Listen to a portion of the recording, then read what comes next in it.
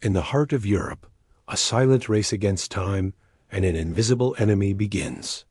Michael, Elise, and Price find themselves caught in the middle of a sophisticated conspiracy led by the enigmatic Archivist, a master of manipulation and surveillance. A golden module, capable of rebuilding or corrupting entire systems, becomes the most coveted and most dangerous prize on the planet.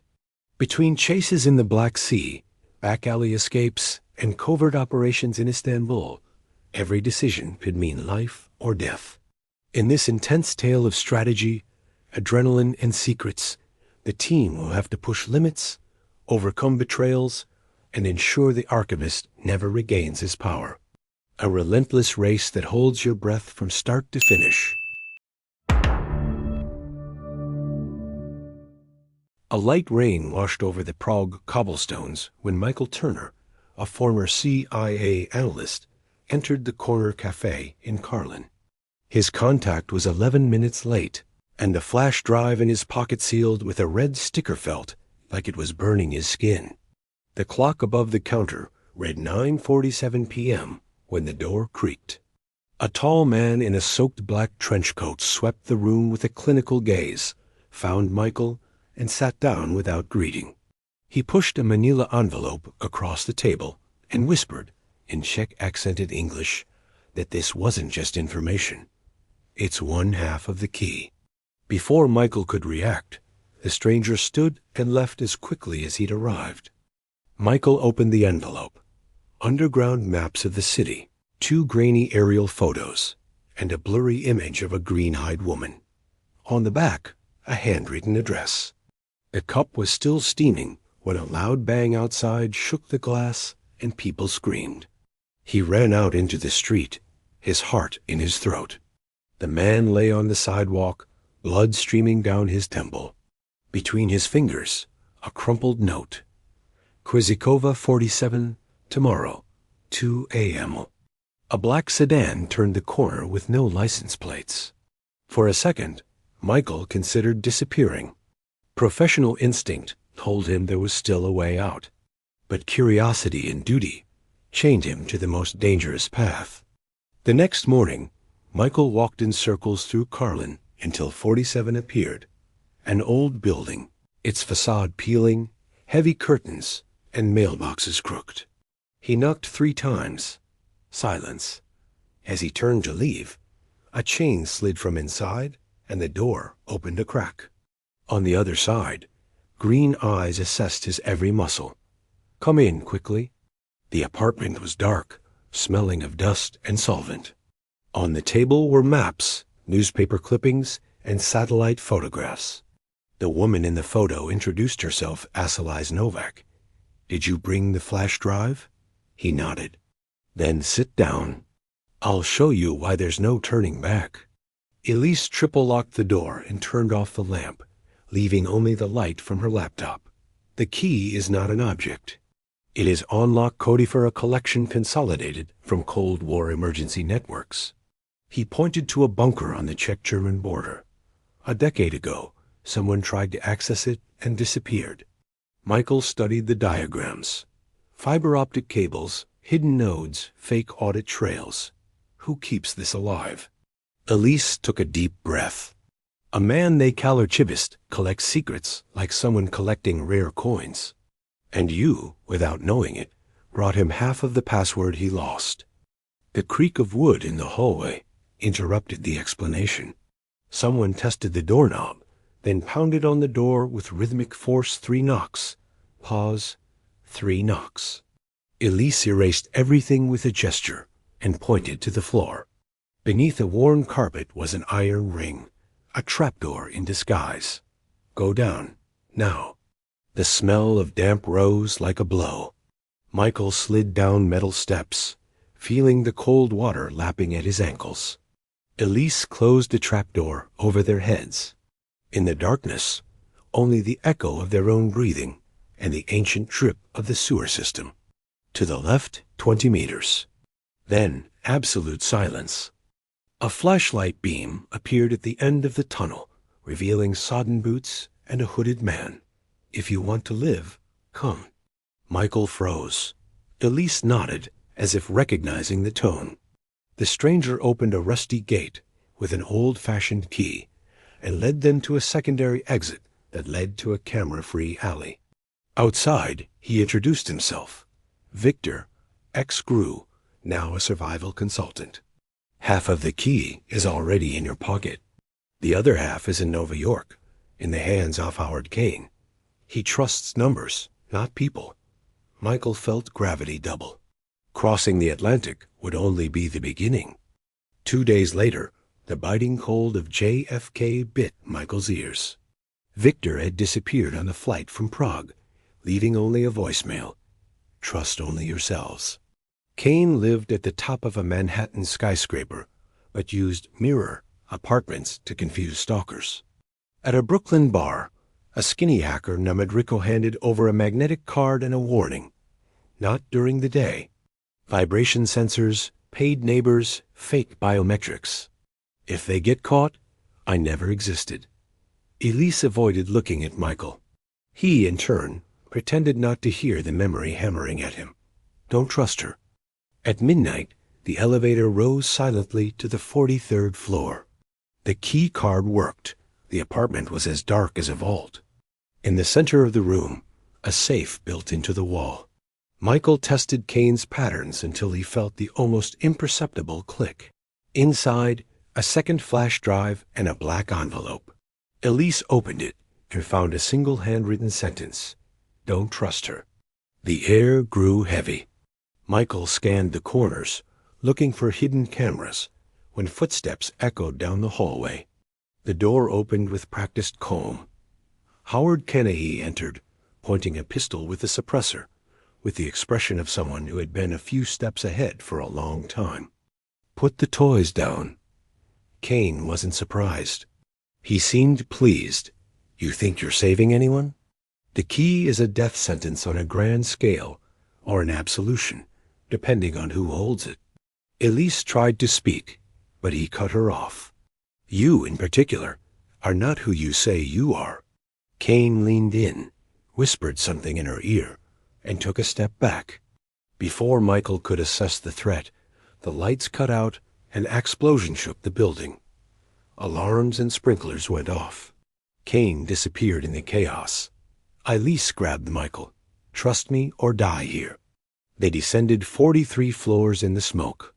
On the siren-filled street, Elise pulled Michael into an alley and flipped open an emergency cell phone. We have less than 12 hours. Kane isn't the final enemy. Michael arched an eyebrow. Then who is?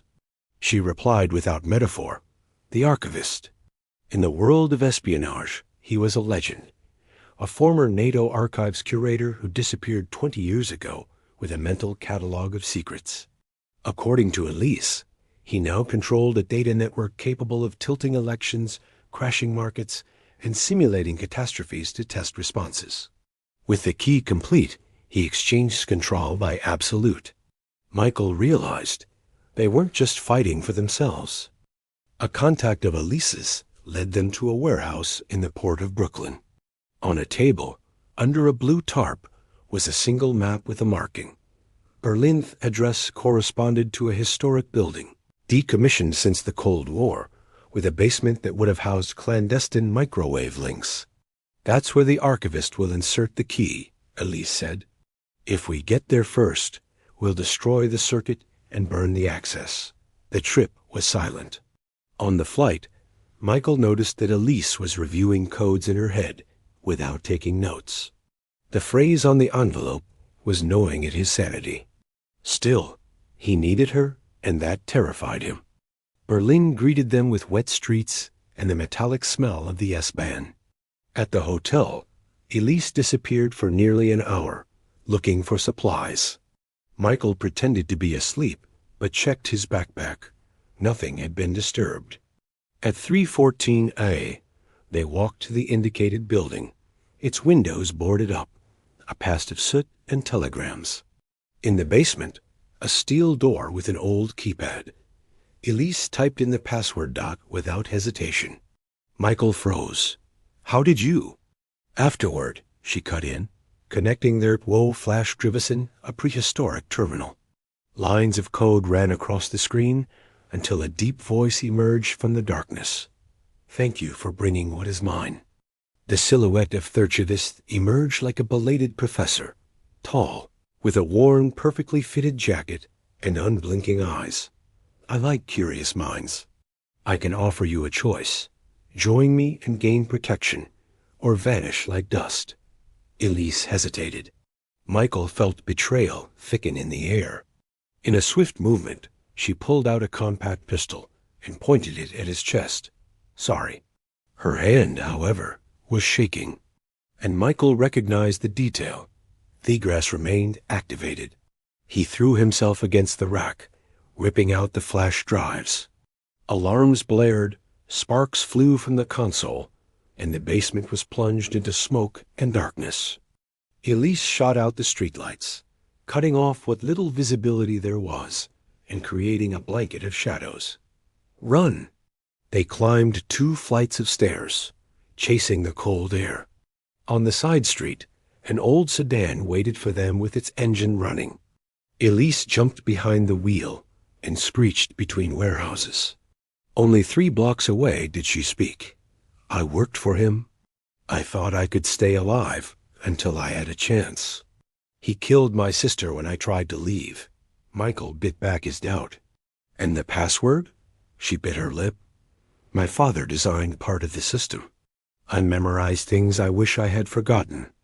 In the parking lot of a 24-hour grocery store, Elise took Amicro's EAD card. "I copied everything before I took down the server. We need someone to decrypt and neutralize it." Michael knew a name: Samuel Price, a retired cryptographer living in London, his hands trembling and his head like a safe. "He doesn't like Cold War ghosts," he said. "He'll like them even less when he learns he's in the middle of an algorithmic sovereignty dispute." Elise swallowed hard. As they boarded at Tegel, Michael made a silent decision.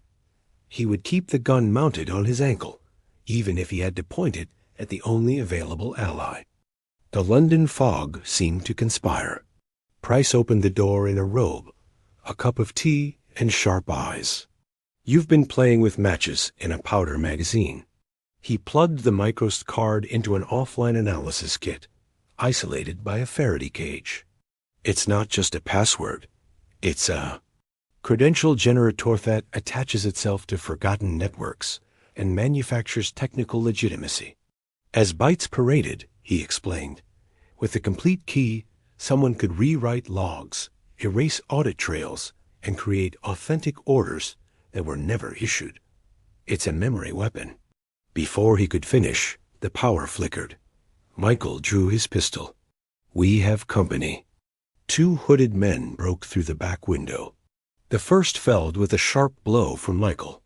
The second, Elise disarmed with an armbar that betrayed old training. When they returned to the office, the kit was open and the card was gone. On the floor, a short note: "Prague, last chance." Price, pale, clutched his shrapnel-wounded shoulder. "They knew I'd make sense of it."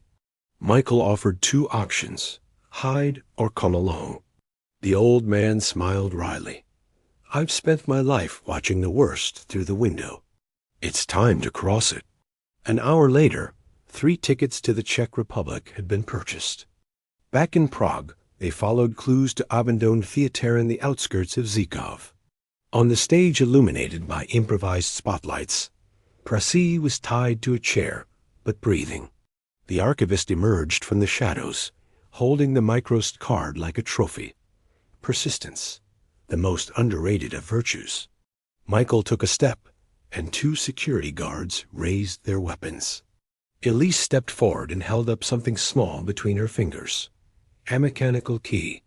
Without this, the generator won't synchronize." He gestured. "Release Price."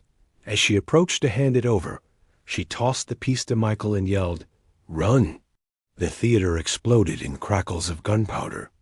3 hallways, a torn curtain, and an alley later, the 3 of them were crammed behind a dumpster. Price, panting, pulled out the Microst card he'd borrowed from the Archivist in the confusion. Pianist's fingers are still good for something. Michael almost laughed. In the stolen car, they decided on their next move. A temporary hideout in the Czech countryside, away from networks and curious neighbors. There, Price would set up a sterile environment for destroy the algorithm, not just erase it, but render it unrecoverable. I need 24 hours of uninterrupted power and a clean inverter. You'll have 24 minutes if they find us, Michael warned. The cabin smelled of damp pine and old metal. Price scattered boards, soldering irons, and a laptop with its shell ripped off. Elise and Michael took shifts on watch. At dawn, the steady beating of propellers cut through the silence. A helicopter made a low pass. They found it. Elise ran to the back door. 3 men rappelled down, their hooves crunching through branches. Michael grabbed Price by the arm and pointed down a narrow trail. The first shot ripped splinters from the side of the cabin. The second bit into the tree to the right. No heroics, Michael said. Survival is the only plan. Staggering through the woods, they reached a dirt road when an old truck offered a chance.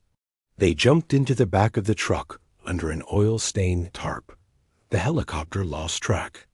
2 villages later, a local doctor stopped the bleeding from Price's shoulder. "I can finish the job if you give me 12 hours, the cryptographer murmured, already setting up a makeshift lab with duct tape and a surge protector. Michael watched every shadow in the yard. Elise, every notification on a disposable cell phone. At night, footsteps on the gravel. 2 intruders. The confrontation was quick.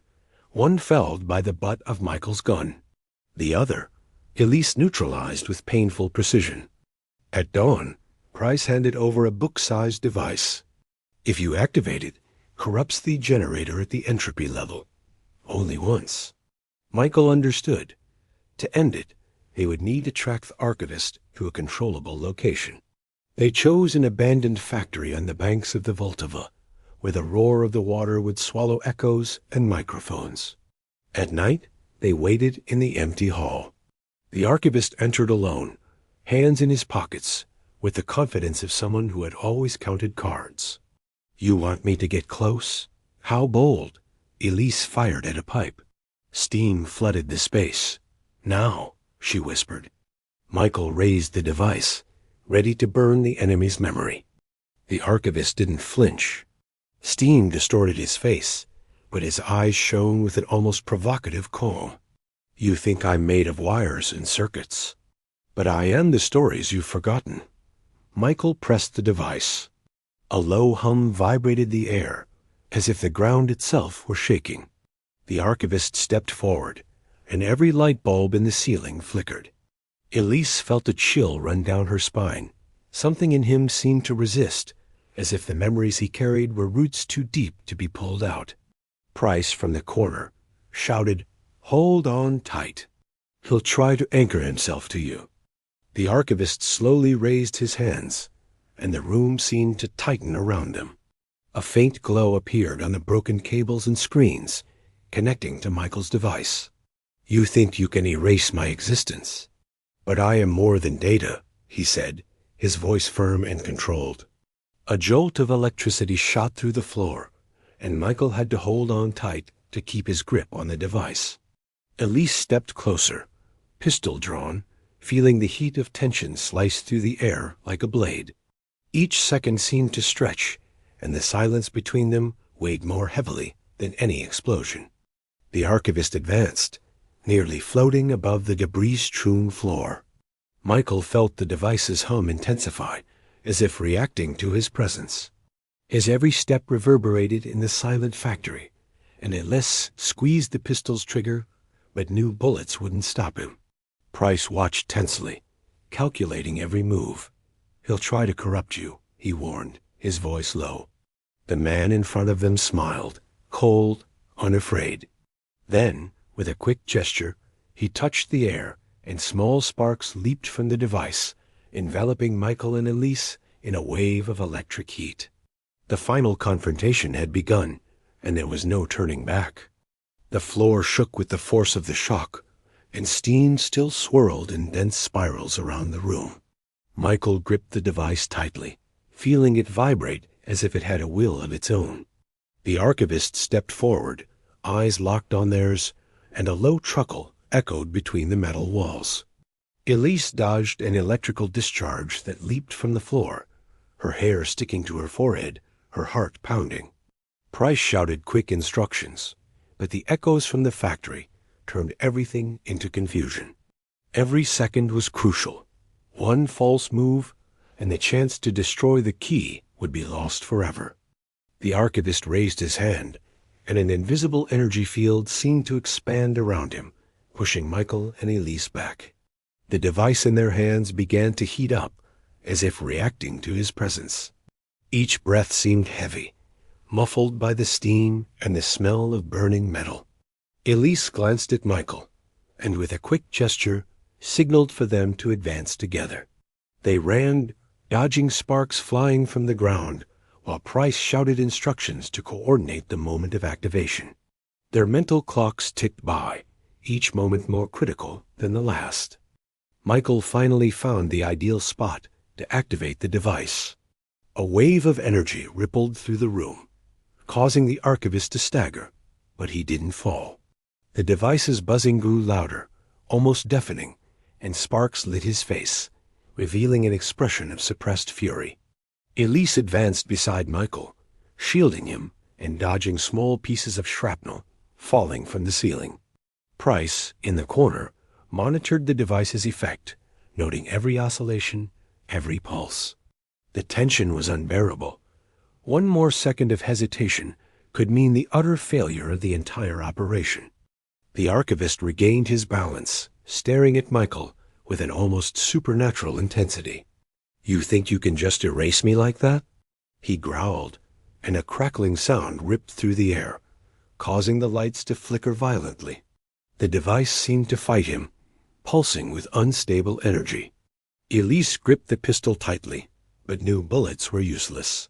The only way was to keep the device activated. Price, breathing heavily, kept his eyes on the screens, following every electrical pulse, every fluctuation of energy. The silence that followed was deathly, as if the world had stopped to watch the outcome of the confrontation. A burst of light ripped through the room as the device reached peak power. The archivist was thrown back, but quickly got back up, his eyes burning with rage. Sparks and smoke filled the air, making every movement a challenge. Michael barely held the device steady, his arms shaking with effort and adrenaline. Elise dodged debris falling from the ceiling and pushed Michael to protect him from flying debris. Price shouted coordinates and measurements, trying to guide the operation amidst the chaos. Every second was a battle. The fate of the generator and all its secrets was about to be decided. The archivist recovered, breathing heavily, and advanced again, ignoring the sparks flying from the ground and the heat searing the air around them. Michael backed away just enough to maintain control of the device, while Elise positioned herself beside it, ready for any move. Price pointed out on the monitor that the generator circuits were beginning to fail, lines of code flashing red. "It's working, but not for long," he shouted. The archivist raised his hands in a quick gesture, and a wave of invisible energy pushed Michael and Elise back, testing their every physical and mental limit. The ground shook violently as the archivist tried to regain control of the generator, and small sparks flew from the device, searing the air around Michael and Elise. Each step he took made the factory's structure creak as if it were about to collapse. Elise held Michael tightly by the arm, guiding him as he kept the device active, feeling the almost unbearable heat in her hands. Price, in the corner, frantically noted every reaction, his voice cutting through the chaos. "If he connects again, all systems will reboot, and we'll lose our chance." The moment was critical. Any hesitation would mean utter failure. The archivist advanced, his presence making the air nearly solid. Michael felt the weight of responsibility crush his shoulders. Every second holding the device was a test of endurance and courage. Elise deftly dodged falling debris from the ceiling, keeping her eyes fixed on the enemy. Price frantically watched the screens, detecting faults and signs of instability in the generator. A thunderous crack reverberated through the factory as the Archivist attempted to directly tamper with the device. The clash of forces created a wave that threw them back, but Michael held firm, determined to finish what they started. Heat and electrical energies saturated the room, making the metal walls crackle under the pressure. The Archivist advanced, eyes fixed on Michael and Elise, an expression of controlled fury etched on his face.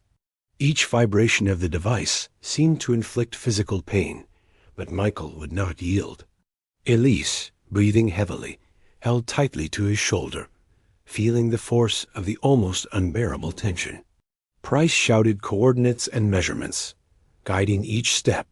Then, a spark larger than the others illuminated the enemy's face, revealing that even he was being affected. The confrontation seemed about to shatter. The Archivist stepped back for only a moment, assessing the power of the device in Michael's hands. A loud hum filled the air, mingled with the smell of burning metal and ozone. Every second that passed made the energy more unstable, as if the factory itself were alive and about to collapse. Elise stood firm beside him, dodging falling shrapnel from the ceiling and reinforcing Michael's position. Price shouted numbers and coordinates, his pale face reflecting the tension. Then, with a quick, unexpected movement, the Archivist tried to touch the device directly, testing the limits of its endurance.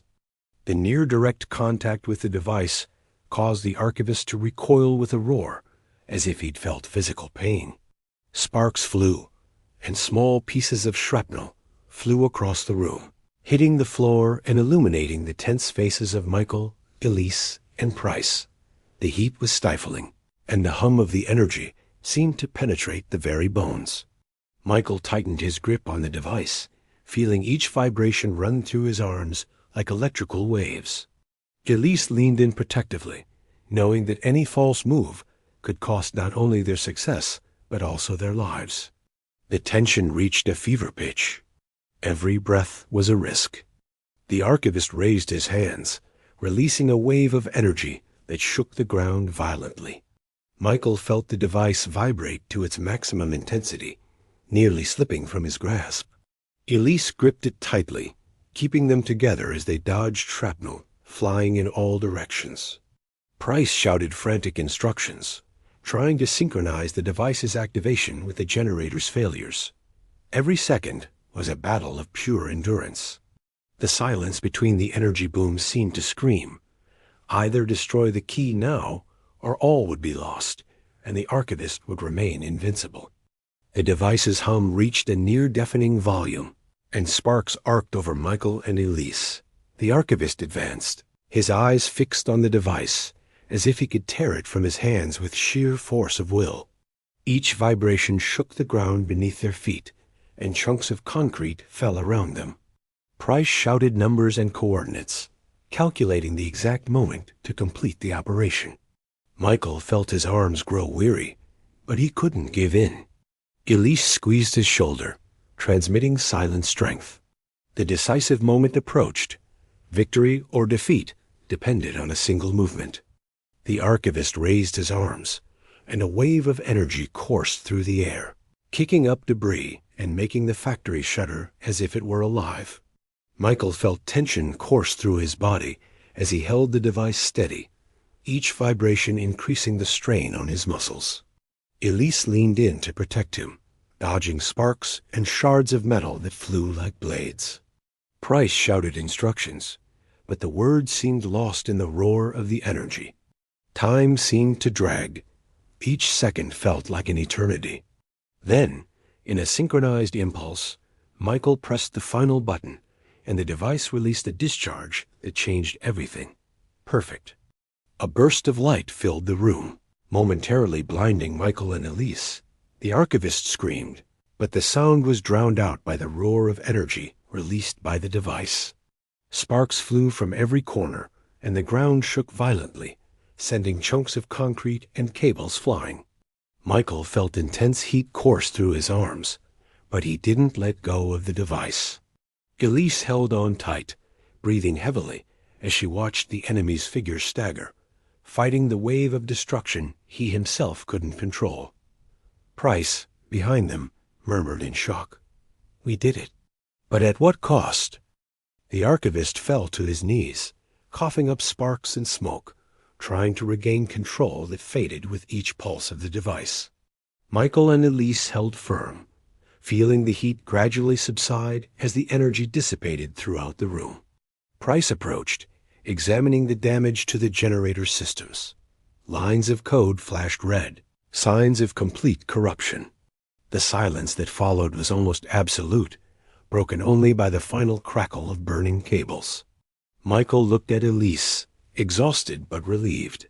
For the first time, they felt they could breathe without the weight of the Archivist upon them.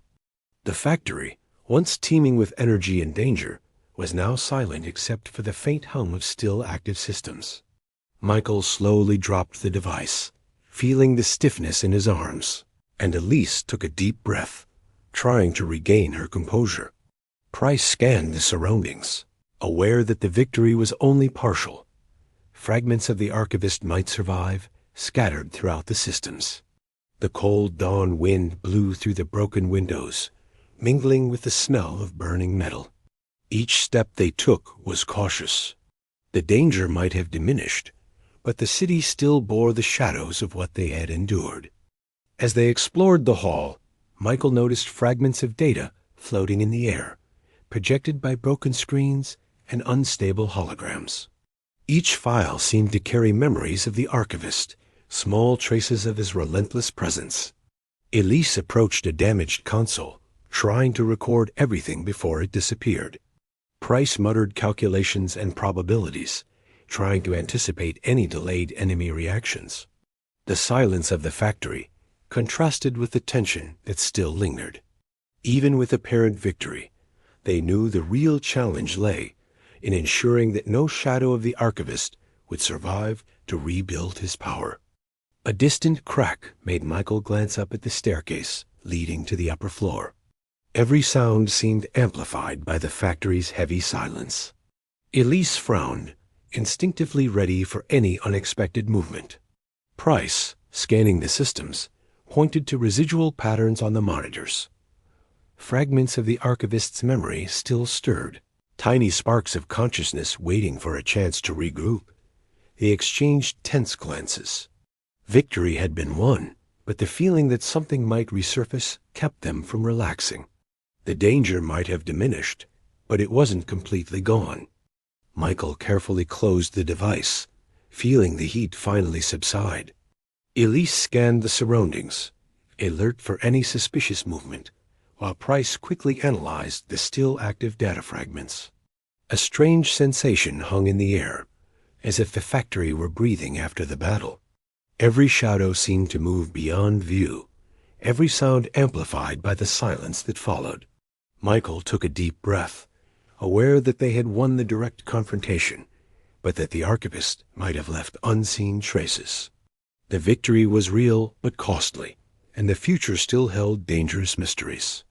As they walked out of the factory, moonlight reflected off the broken glass and twisted metal, creating shadows that seemed to move on their own. Michael looked at Elise, sharing a silence filled with weariness and relief. Price followed, keeping his eyes on the fragments of data still flashing on the portable monitors. Each footstep echoed, reminding them that the Archivist might be watching, even now. Despite the sense of victory, the weight of what they had faced remained. The city slept, but they knew the battle had left deep and lasting scars. 3 blocks from the plant, sirens began to blare like a distant chorus. In the back seat, Price opened his armored laptop and analyzed the telemetry data captured during the unloading. "That's not just noise," he murmured. On the screen, a recurring pulse appeared like heartbeats. Tiny packets emitted by Aorphon Nodethet had not died with the generator. The geographic trace pointed to a commercial backbone, leaving Eastern Europe and flowing into Bosphorus. A marker appeared, LOT-42.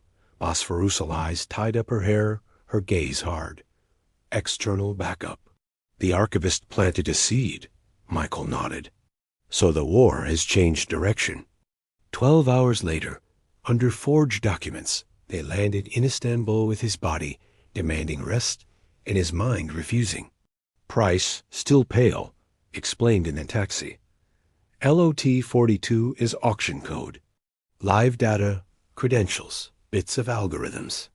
They sell it on yachts, far from jurisdiction. A contact of Elise, the antiques curator Leyla Arslan, welcomed them in Karachi and handed out invitations with RFID chips. Dress code for money launderers, he quipped. From the terrace, they could see the strait streaked with lights. Leyla pointed to a discreetly anchored ship. That's where the ghosts change hands. And today one of them goes by the name of Archivist. The yacht's deck was bustling with well-dressed people, translucent glasses, and low conversations. No badges, lots of security. In a glass cylinder, surrounded by lasers, rested a golden flash drive with a sealed seal.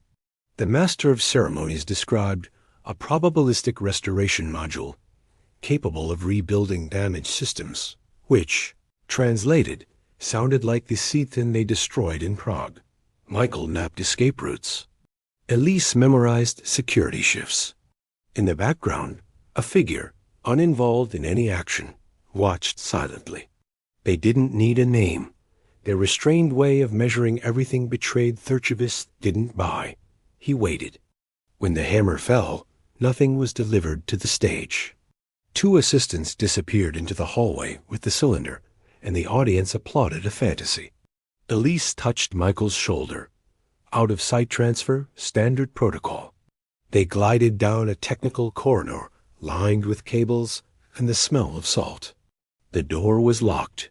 Price, remotely, sent a sequence to the RFID, an open safe empty and a handwritten note. You guys are predictable. From the deck, the boat's engine revved.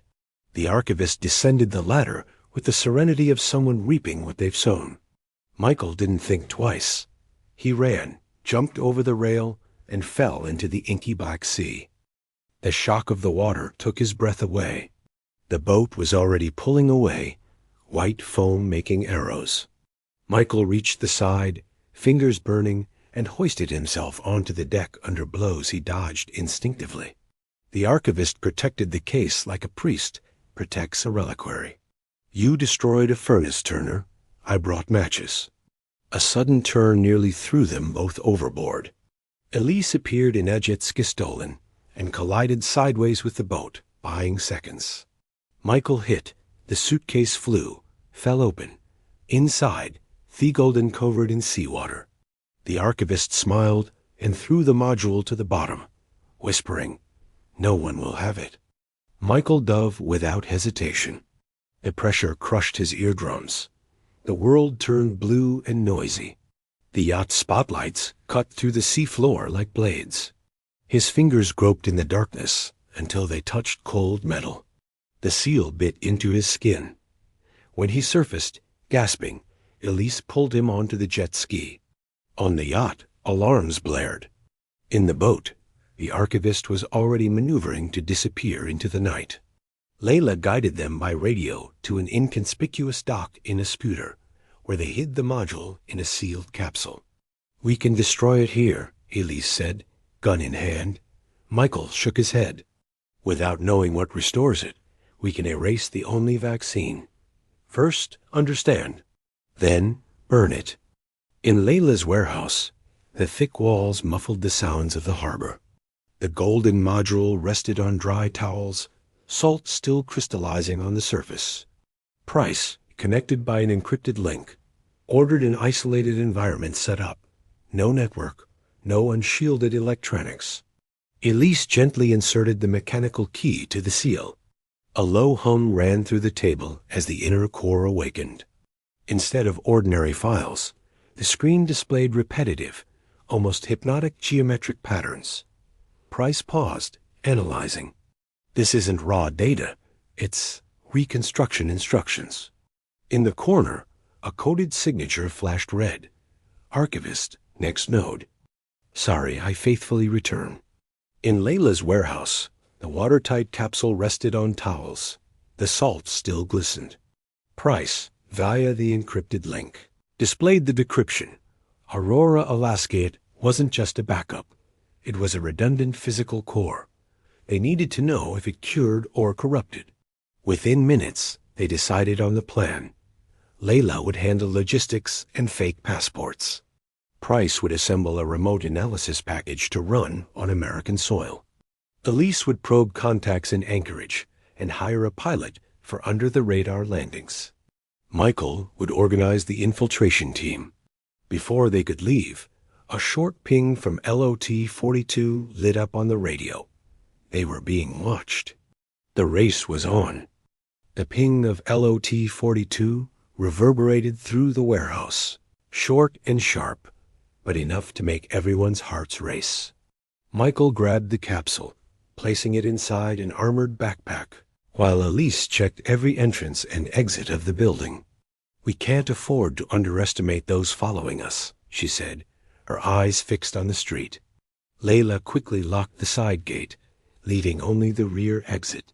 Price coordinated over the radio, giving precise instructions on safe routes and digital lock codes. Every second counted.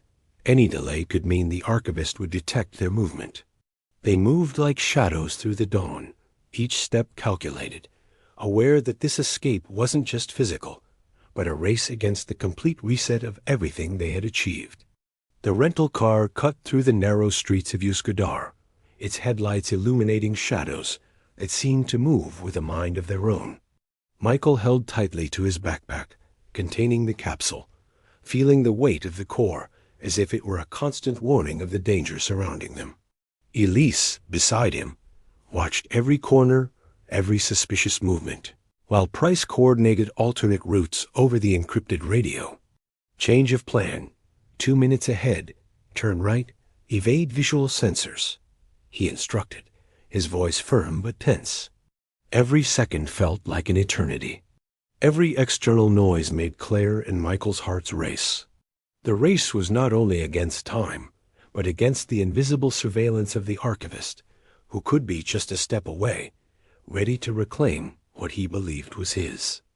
The car stopped in a narrow alley, shrouded in mist and shadows that danced with the light from distant streetlights. Michael and Elise quickly got out, carrying the capsule protected by the armored backpack, while Price guided them by radio, monitoring tracking signals from LOT-42. Each footstep echoed off the old brick wall, making them seem more exposed than they actually were. The air was cold and damp, and the smell of the port mixed with adrenaline.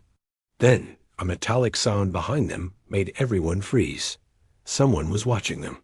Without hesitation, Michael pulled Elise into a corner, keeping her body flush against the wall. The Archivist was close, and the hunting game was truly beginning. The alley ended in a narrow staircase that descended to the dock. Michael advanced first, keeping Elise close, his eyes alert for any movement. Price, over the radio, warned of tracking pulses still active. The Archivist was tracing their every step, adapting to each change in route. A distant lighthouse from the port illuminated a silhouette standing at the top of the stairs just for a moment, but enough to freeze everyone's blood. Michael swallowed hard and accelerated, Elise clutching her backpack tightly as shadows cast themselves against the surrounding containers. The race now wasn't just to protect the core. It was to survive the watchful eye of the most unpredictable enemy they had ever faced. Arriving at the dock, an inflatable boat awaited them, camouflaged among shadows and shipping containers. Michael and Elise jumped quickly, plunging into the cold water of the Bosphorus, feeling the shock ripple through their bodies, but with no time to hesitate. Price monitored the Lot 42's signals and gave precise instructions. Keep course parallel to the line of light. Avoid harbor cameras. It's tracking every movement. The boat's engine hummed softly as the icy water lapped against them. On the horizon, the Archivist's yacht advanced, headlights cutting through the fog. Each stroke of the oar was a silent battle against time, and Michael's heart hammered, one wrong move and all would be lost. The boat rocked violently on the waves, the cold chilling them to the bone. Elise clutched the backpack containing the golden module tightly, her eyes scanning the fog for any sign of the Archivist's yacht. Michael rowed hard, every muscle on edge, while Price continued to guide them over the encrypted radio. "You have 2 minutes to reach the safe dock. Any deviation and he'll adjust course," he warned. The fog enveloped them like a heavy blanket, but the enemy's headlights cut through the white in the distance, drawing ever closer. The feeling that they were at the mercy of someone unseen turned every breath into pure tension. The secure dock loomed ahead, partially hidden by anchored containers and boats. Michael rowed with all his might, feeling the weight of his backpack like lead. Elise kept her sights in the shadows, ready for any unexpected attack.